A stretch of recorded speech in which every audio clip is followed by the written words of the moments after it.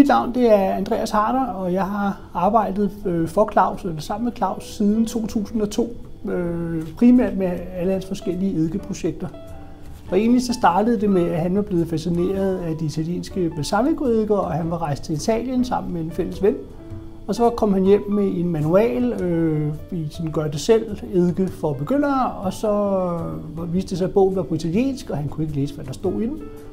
Og så spurgte han sin italienske rejsekammerat der, om han gad oversætte den, og han svarede, det gider jeg ikke, men prøv at spørge Andreas.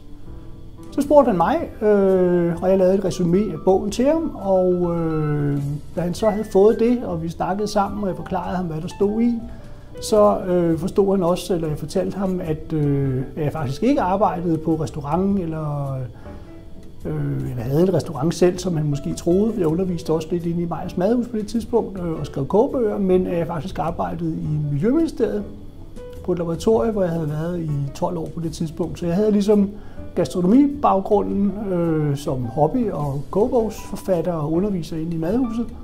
Og så havde jeg læst bogen, lavet oversættelsen af den, og så havde jeg min laboratoriebaggrund. Så han lagde alle de der ting sammen, og så gik der en uges tid, og så ringede han og spurgte, om jeg ikke bare havde lyst til at komme og få et job hos ham. Min interesse for gastronomien, det hænger nok sammen med, at jeg godt kan lide at spise. Jeg kan godt lide at drikke noget god vin, og jeg kan godt lide at lave mad. Min mors familie er fra Italien, så jeg har ligesom haft nemt med adgangen til alt det italienske kogebogslitteratur, blade osv. osv. Og så er det egentlig bare startet som en hobby. Jeg er glad for at lave mad, og så begyndte vi at skrive kogebøger, mig og min storebror sammen. Og så bliver man lige så stille en del af hele det her gastronomiske miljø. Så bliver jeg spurgt, om jeg på grund af bøger, eller om jeg ikke havde lyst til at undervise inde i Meyers Madhus helt tilbage fra 1999, den første sæson derinde. Og det er en af disse ting, der var trods alt sådan en slags jobsamtale, hvor vi snakkede om vi havde nogle idéer og så videre. Der er jeg åbenbart kommet til at sige, at jeg synes, han burde eje sin egen æbleplantage, hvis han gerne ligesom ville være sikker på at få de rigtige sorter og høste dem på de rigtige tidspunkter, og det ville være smukt at kunne følge frugten hele vejen fra marken og så ned i en lille flaske, hvor den kunne blive solgt i nogle forretninger. Så ringede han et halvt års tid efter. Jeg var blevet ansat og spurgte, om jeg ikke havde lyst til at tage med til Lillø, ned og kigge på en frugtplantage, som han havde tænkt sig at købe et sommerhus og et frugtplantage. Og jeg tænkte, det var da meget hyggeligt, og jeg vidste ikke rigtig, hvad det havde med mig at gøre, men så jeg tog med ned der en kold februarmorgen, hvor Lillø ikke er sådan det allermest charmerende sted måske.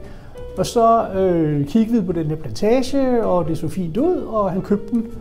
Og så siden da, eller mange år efter, skrev vi en bog om eddike for at prøve at forklare folk, hvorfor de skulle købe det, hvad de skulle bruge til i køkkenet, og der fortæller vi så også den historie der, og der er hans version af historien er, at det er mig, der ligesom har fundet på, at vi overhovedet skulle købe den der plantage. Ikke? Så jeg endte også med at blive sådan plantagebestyrer og prøve at redde tråden ud mellem Claus og alle hans naboer og alle de mærkelige ting, der sker på sådan en lille bitte ø der. Drømmen var at trylle de her danske æbler, som vi selv synes er verdens bedste, op til en sød, tyklydende balsamico-eddike, ligesom de allerdyreste eddiker, de laver i Italien.